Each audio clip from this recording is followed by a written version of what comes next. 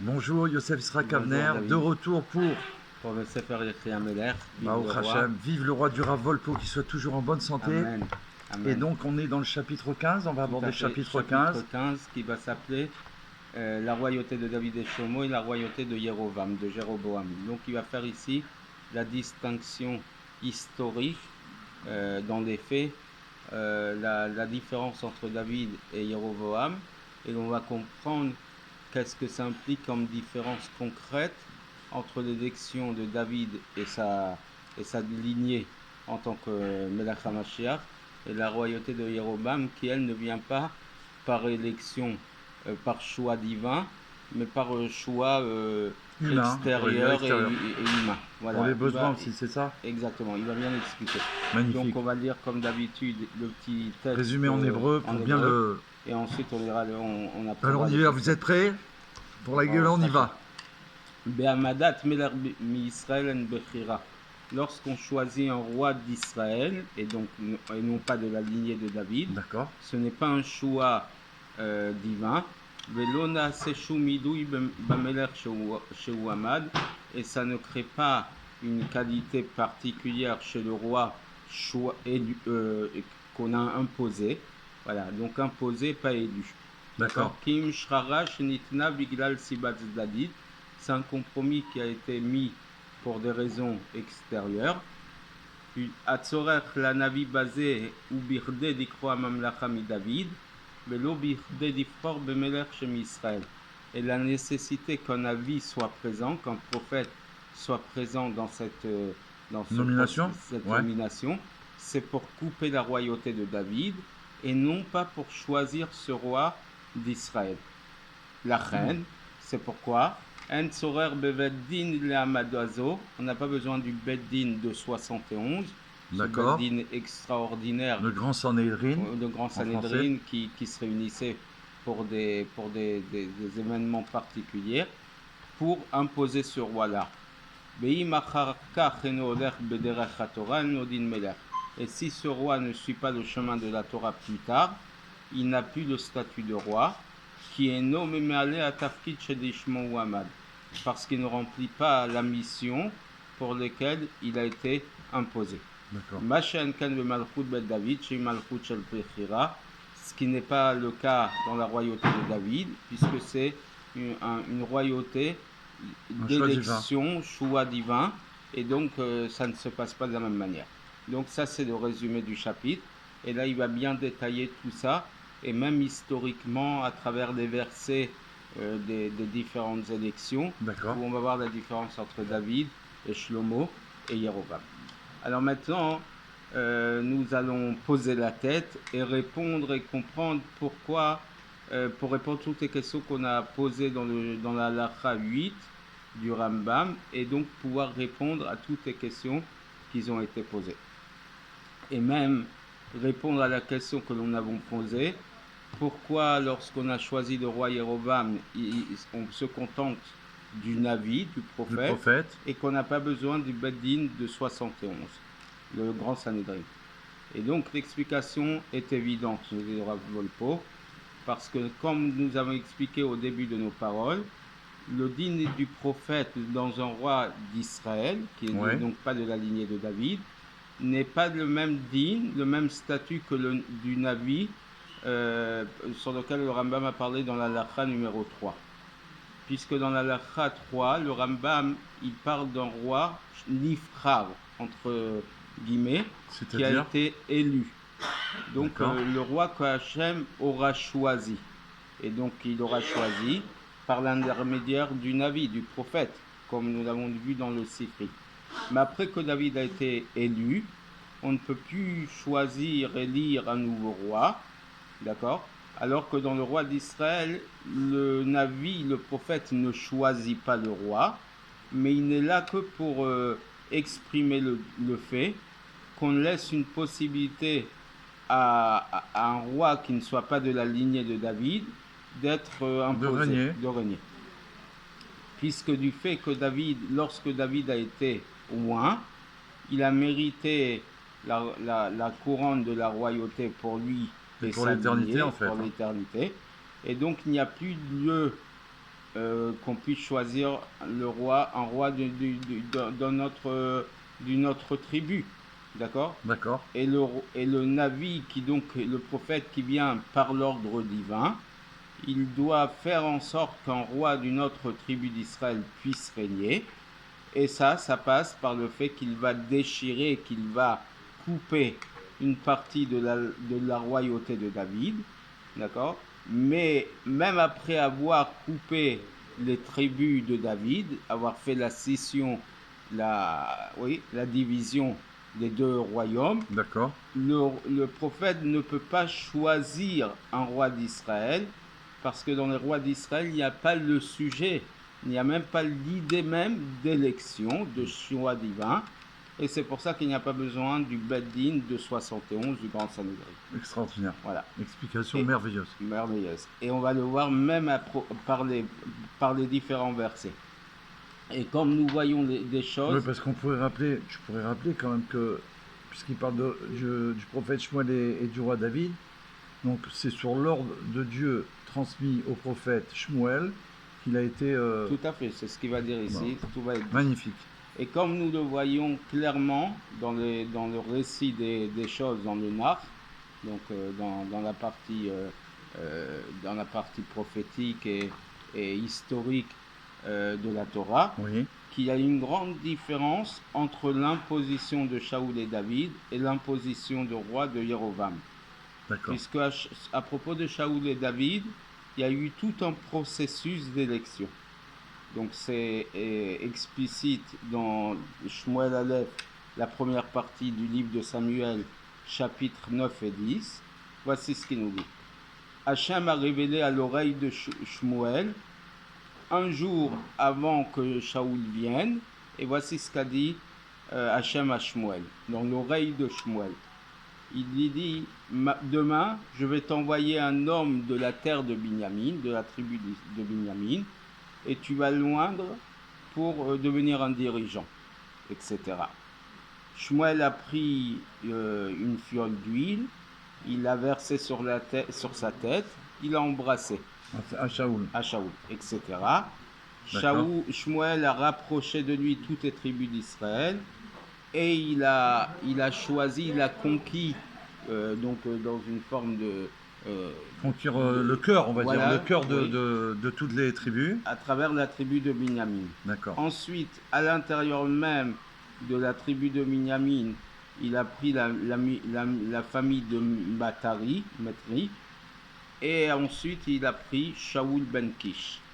Et donc Shmuel, il a dit à tout le peuple, voici, vous avez vu celui que Dieu a choisi, a élu. Donc l'idée de prira, d'élection, de choix divin. D'accord? Donc ça existait pour le premier roi. Ça, c'est pour le Shaoul. premier roi de Shmuel et Shaoul. Ensuite, à propos de David, il est dit, encore une fois dans Samuel 1, chapitre 16, donc 7 chapitres plus tard, Dieu dit à Shmuel, remplis ta corne d'huile et va, je t'enverrai vers Ishaï, Beth al-Achmi, de la maison de l'Achmi, puisque j'ai vu chez ses enfants, à travers ses enfants, un de ses enfants qui va être roi pour moi, etc. Wow. Lorsqu'il est arrivé, il a vu Eliab, qui était donc le fils aîné de Ishaï, le frère aîné de David, et il dit, mais lui il est contre Dieu, son Mashiach, donc c'est pas lui que Hachem a choisi. Donc Hachem dit à Shmuel, ne regarde pas son aspect, next, c'est pas lui, d'accord? D'accord. Ensuite Ishaï a appelé Avinadab, son deuxième fils, etc. Et Shmuel a dit, même lui, c'est pas celui que Hachem a choisi. Ishaï est passé là-bas, et il a dit, même lui, Dieu ne l'a pas choisi. Et c'est ainsi que Ishaï a fait passer ses 7 fils devant Shmuel. Et Shmuel dit à Ishaï, Hachem n'a choisi aucun d'eux. Ensuite, Ishaï dit à Shmuel, voici qu'il reste mon petit-fils, le petit dernier, qui est David. Et lui, c'est le dernier de la classe. Voilà. Et lui, c'est le berger. C'est le berger du troupeau. Et donc il a envoyé, il a été le chercher, il a alors. été le chercher. Et vous voyez aussi que David était un rouquin avec des yeux extrêmement beaux et il avait une beauté remarquable. D'accord? Et Dieu dit, Koum Mashreu, va le loindre parce ouais. que c'est lui. Ah oui, direct. Direct. Et Hachem, il savait. et dans les Divrei Yamim des Chroniques 1, chapitre 28, verset 4, et voici ce que David dit. C'est Yehuda qu'Hachem a choisi, encore une fois, le terme de Bechira, choix divin. La tribu de Yehuda. Voilà, pour diriger. Et dans la maison de Yehuda, il a choisi la maison de mon père. Et dans la maison de mon père, c'est moi qu'il a choisi, qu'il a voulu que je règne. Qui c'est qui a dit ça, David? Ça, c'est David. Ouais, il le dit dans ses chroniques. D'accord. Donc, ça, à la fin, c'est les derniers livres de la Torah où on rappelle tout ce qui s'est produit. D'accord. Et donc, les différents événements. On sache ce qui s'est passé exactement. Et là, c'est clair, tout est clair. Donc, c'est tout un processus. À propos de Shaoul et ensuite à propos de David, tout est dit de manière très explicite et à chaque fois, le mot utilisé dans les versets, c'est la Bechira, le choix divin. Donc là, on voit qu'il y a eu deux choix avec le premier et le second roi d'Israël. On est d'accord? Un qui est Shaoul et un David. Voilà. La suite. Par contre, quand on va nous raconter comment Jéroboam a été imposé comme roi par Achia Shiloni, il est de souligner le contraire de tout ce qui a été dit dans les versets. D'accord. Alors ça sera dans les rois, Aleph, première partie des rois, chapitre 11, verset 29. La Torah nous dit, Vaï Ba'etaï, à ce moment-là, Jéroboam est sorti de Yerushalayim, est sorti de Jérusalem, et il a trouvé là-bas Achia Shiloni. Il a trouvé là-bas. Quand il dit il a trouvé là-bas, on dirait que c'est par hasard. Ouais, gens se sont rencontrés. Voilà, c'est une rencontre. Et voilà. Et il dit entre parenthèses, Agab, en passant, on peut dire le fait que la Torah souligne que Jéroboam est sorti de Yerushalayim, c'est peut-être pour dire que si ce n'avait pas été le cas, s'il était à Yerushalayim, s'il était resté, le prophète n'aurait pas pu l'imposer comme roi, puisqu'on nomme à Yerushalayim qu'un roi d'Israël de la lignée de David, puisqu'on a expliqué dans les chapitres précédents que Yerushalayim est la ville d'élection pour le roi élu. Le roi élu, c'est la lignée de David. Donc on était obligé de dire qu'il était sorti de Jérusalem. Sinon il n'aurait pas pu le choisir, l'imposer, le nommer.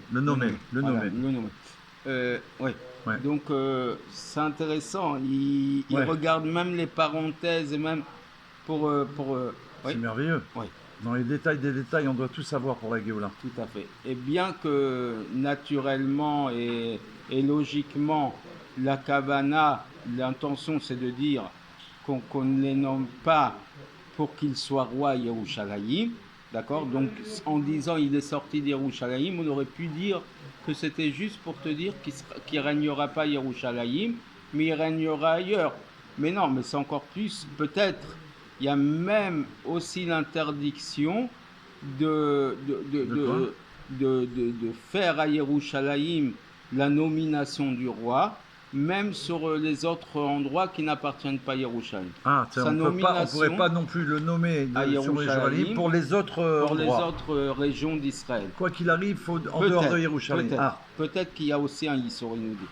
Donc le fait qu'il soit sorti de Yerushalayim, ça peut vouloir exprimer, ça exprime sûr et certain l'idée que déjà c'était une rencontre faite au hasard, mais aussi ça peut exprimer l'idée qu'il fallait qu'il soit sorti de Yerushalayim, puisqu'on ne peut pas le nommer à Yerushalayim. Justement, pour pouvoir être nommé, il fallait qu'il sorte de Yerushalayim. Mais même le couronnement exceptionnel qu'on aurait fait ne pourrait pas se faire à Yerushalayim même s'il va régner ailleurs dans d'autres régions d'Israël. D'accord.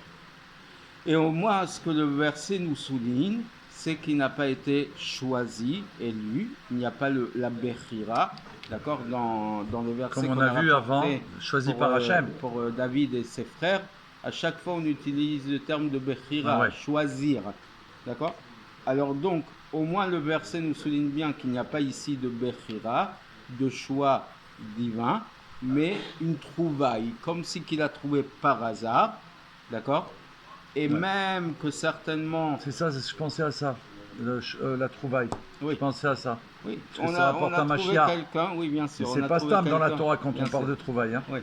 Et bien que certainement la Kavana, l'intention d'Hachem qui lui tourne toutes les choses, tous les événements de manière logique de sa part, en imposant Yerovam d'Afka, précisément, lui et pas quelqu'un d'autre.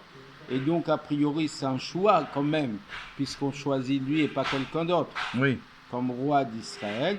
Alors ça même, ce n'est pas, il n'y a pas à mettre ça en avant, d'accord? Parce que même la raison pour laquelle on a imposé Yerovam, ça a été aussi expliqué dans différents endroits, dans d'accord. Sanhedrin, page 101, verso, bet, 101 b, Amar Rabbi Yochanan, il dit, pourquoi Yerovam a mérité de régner? Parce qu'il a éprouvé Shlomo. Bon.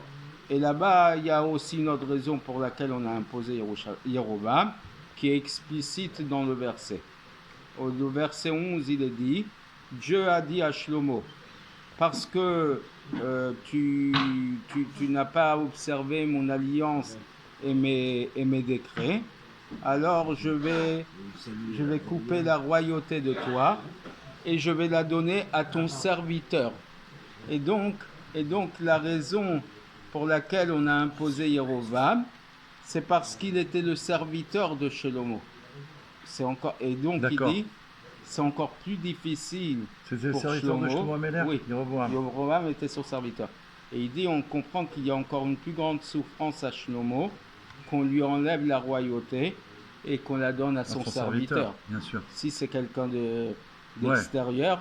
Mais donc là, il nous donne les raisons pour lesquelles Yerovam a été choisi. D'accord? Donc parce qu'il a éprouvé Shlomo et parce que Dieu lui a donc dit. l'épreuve, c'est quoi? C'est ça? C'est ce qu'on vient de dire? Ou Non, non, c'est autre chose. c'est Hein. autre chose. Bon, il faudrait Non, voir. non, d'accord. Il ne le dit pas ici.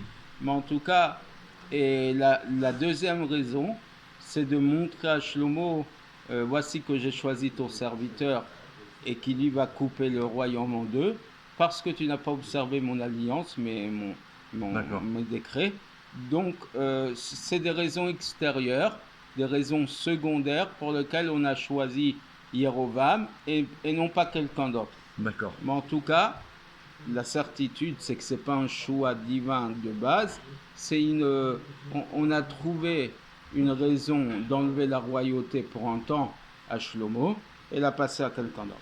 D'accord. Et de toute manière, pour les besoins de la Géoula, quoi qu'il arrive. Il est prouvé de tout ça que l'imposition et la nomination de Yerovam, elle n'était pas pour une qualité spécifique dans sa propre essence, ou parce qu'on l'a choisi comme roi, mais pour des raisons extérieures, comme on l'a dit. Incroyable. Et d'après ça, dans l'idée générale d'imposition d'un roi d'autres tribus d'Israël, oui, le fait qu'un prophète impose un roi d'Israël, ce n'est pas qu'on ait besoin d'une avis ici pour choisir par choix divin le roi, mais juste pour couper la royauté de David. D'accord. Par contre, le statut du Navi dans la Lacha 3, c'est qu'on parle du roi David ou le roi Shaoul. Que chez eux, le statut de roi était un choix divin, Meikar Adin, c'était l'idée même du statut. Et donc le but, la mission du Navi, du prophète là-bas, c'était de dévoiler celui que Hachem aura choisi. C'est ce qu'il a fait d'ailleurs. C'est ce qu'il a fait. Puisque le choix doit se faire par un Navi, par un prophète, Hacharifra Hachem, celui que Dieu aura choisi, par la bouche du prophète. Et il dit entre parenthèses, et ça, c'est seulement dans le début de la royauté, comme le Rambam le dit. Mais plus tard, lui, son fils et sa descendance n'ont plus besoin d'une Navi. Donc on voit que le Navi, le prophète, n'a nommé et n'a choisi que les premiers rois, Ouais. Shaoul et David. Ouais. Mais pour Shlomo et pour les autres fils, il n'y a pas écrit que le prophète a dû faire tout le processus. Parce qu'une fois que le processus est lancé de C'est royauté, fini, là. ça se fait naturellement. Oui, parce que la royauté de David, ça y est, elle a été Voilà, elle a été approuvée par voilà. Dieu pour Il n'y a l'éternité. plus Donc besoin après, il n'y a plus besoin du prophète, puisque la famille a déjà été choisie, élue, c'est fini. et donc C'est la comme royauté lui appartient pour l'éternité. Et quand chez ça. On ne peut Shaoul, pas revenir en arrière. ça a été interrompu définitivement. War Zevachim, page 102.1, etc. Et pour le choix, d'accord, l'élection divine, on a besoin non seulement du Navi, du prophète, mais même le Bedin de 71, le grand Sanhédrin, comme expliqué dans la Tosefta, chapitre 3 des Sanhédrin.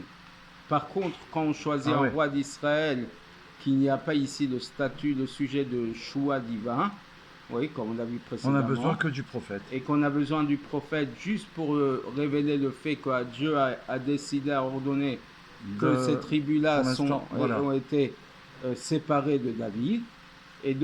Et qu'automatiquement ce roi-là peut régner sur les autres tribus. D'accord. Mais donc, puisqu'il n'a pas été choisi par Akadosh Baruch Hu, il n'y a pas besoin du Bedin de 71, le grand Sanhédrin, parce qu'il n'y a pas le sujet de choix, d'élection. C'est un choix d'imposition et de nomination simplement. Et c'est pour ça que l'on voit que lorsque David a été oint, tout de suite la Torah nous dit Batitzlach Ruach Hashem el David, Mayom Ahu Amala. L'esprit d'Hachem, si on peut dire, s'est posé à apporter une réussite à David depuis ce jour-là et plus tard. Donc dès qu'il a été oint, immédiatement il a reçu le roi Hashem. Il a reçu le roi Hashem, le souffle. Le souffle divin. Shmuel 1, chapitre 16, verset 13. Et même lorsque Shaoul a été oint, Dieu lui a donné un autre cœur, si on peut dire, comme si qu'il lui a nous donné un nouveau cœur. D'accord. Et encore une fois, l'esprit de Dieu s'est posé sur lui. Peut-être que c'est moi qui le dis, mais bon, là pour David il y a écrit Ruach Hashem, et chez Shaoul il y a écrit Ruach Elokim. C'est intéressant. Ruach Elokim, c'est lié à la nature, à la Teva. Bon, c'est plus haut chez Ruach Hashem. Bien sûr. Bon, c'est moi qui le dis, mais il n'y a aucune. Ne pas prendre ça, il faut aller voir dans la Chassidoute. C'est écrit là-bas, de manière claire. Voilà. Et donc, mais lorsqu'on nomme Yerovam par Achia Shiloni, on n'a pas trouvé que ça a transformé Yerovam. On ne dit pas que l'esprit d'Hachem s'est posé sur lui, que Hachem lui a donné un autre cœur. Et au contraire, avant son imposition, sa nomination, on dit que la Torah de Yerovam était comme un habit neuf qui n'avait pas de défaut. C'était une Torah parfaite. Oui. Et que tous les Talmidei Chachamim, tous les érudits, étaient devant lui comme l'herbe des champs. Ils venaient manger. Voilà. Et que toutes les raisons de la Torah étaient révélées devant lui comme un champ fertile. C'est extraordinaire. Avant sa nomination. Et après, lorsqu'il est devenu roi, il a immédiatement mis des statues à l'intérieur du royaume. Il a fait fauter le peuple. D'accord. Donc non seulement ça n'a pas entraîné un changement positif, mais au contraire. Le contraire. Oui. Des fois quand on prend... on voit les présidents, les Hadid, aucun rapport avec la corruption, le pouvoir, etc. Dès qu'ils ont tous les moyens, ils deviennent...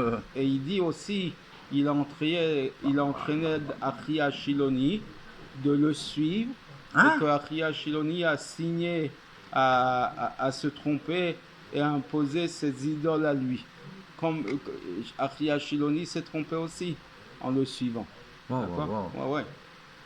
Comme expliqué longuement dans Sanhédrin, page 101, etc. C'est terrible ça. C'est terrible. Mais voilà, comme tu le dis, ça prouve que le pouvoir, la royauté n'a pas toujours que des aspects positifs. Elle change les personnes, et des personnes qui étaient Non. des justes, des tzadikim, peuvent devenir des mauvais comme Yerovam.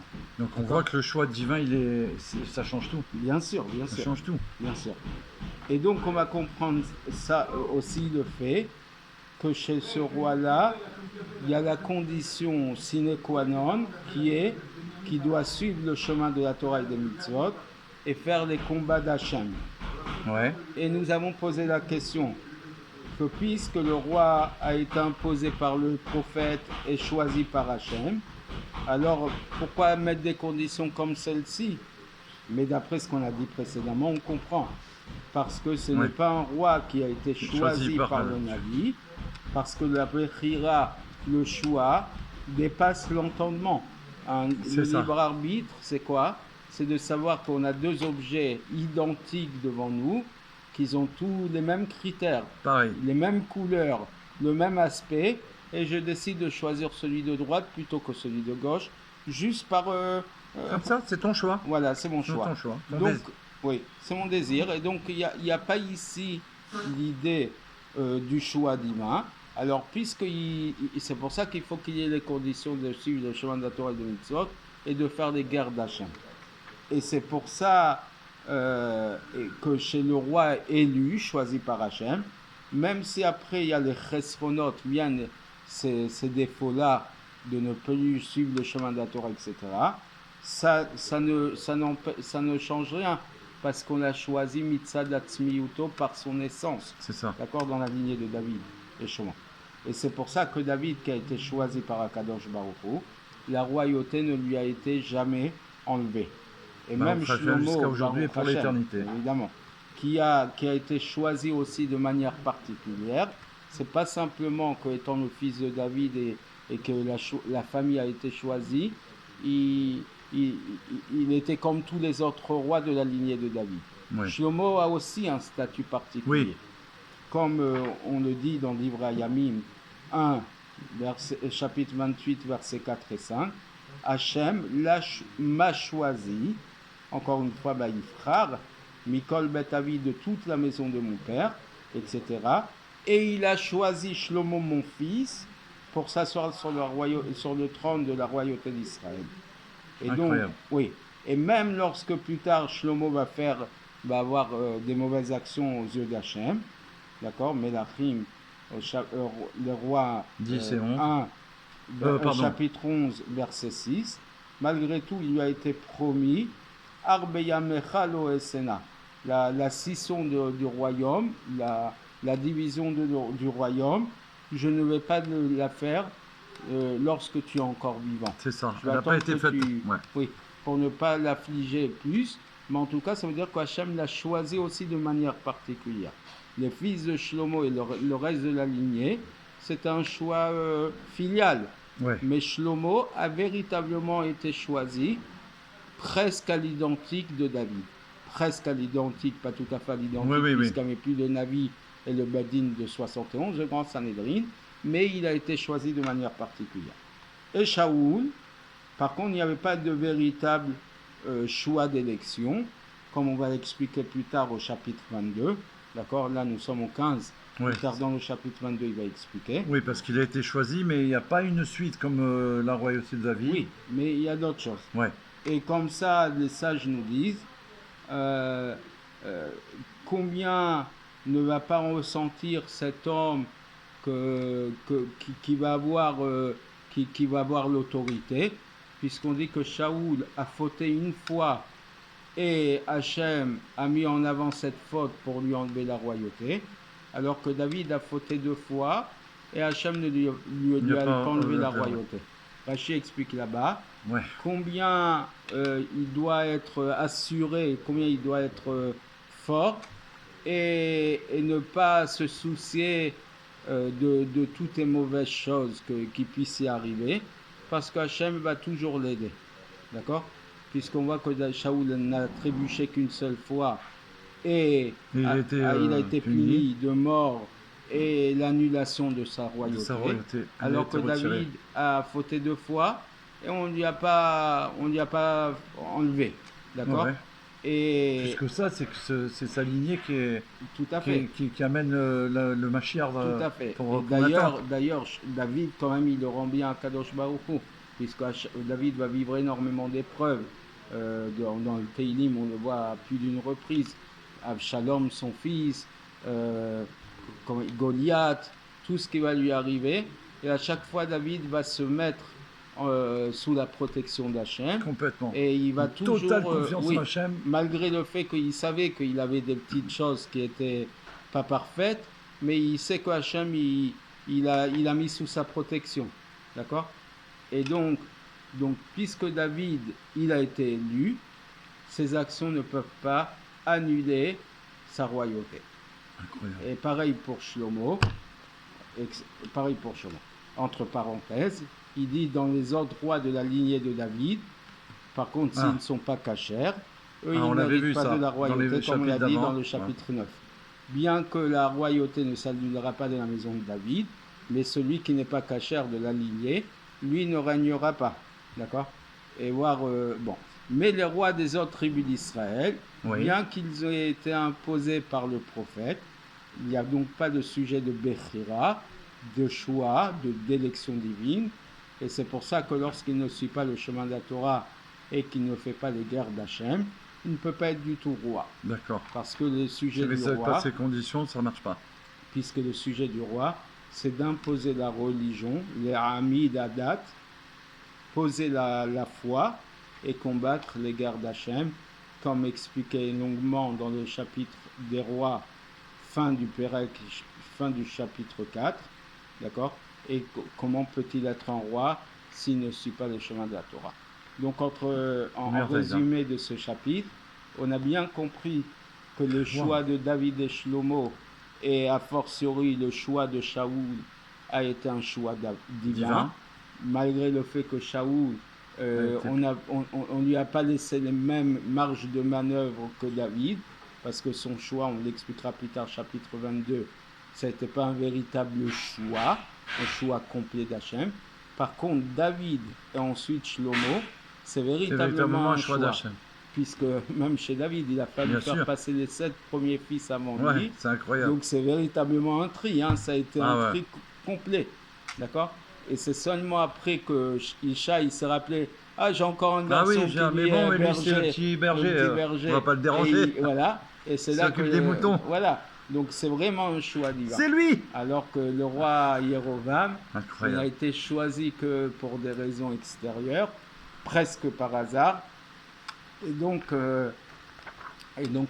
on a très bien compris la différence de choix qui se fait pour un roi de la lignée de David. On a besoin d'une avis, on a besoin du grand Sanhédrin des 71 juges d'Israël. Voilà, pour véritablement montrer que Hachem, c'est un choix divin, alors que pour les autres rois d'Israël, on a besoin du prophète que pour faire la scission, la division des deux royaumes. Ouais, là, c'est terminé. Voilà le suivant. Next, comme tu as dit tout à l'heure. Voilà, tout à fait. Simplement. Et je crois que c'est très clair, Baruch Hashem. Transparent, merci beaucoup. Merci Rav Volpo. Ah oui, vraiment. Merci pour ces merveilles. C'est tellement clair que j'espère que vous allez bien profiter de toute cette Torah et que ça va approcher la Géoula immédiatement. Amen. Alors à très bientôt de se retrouver immédiatement. Amen. Amen.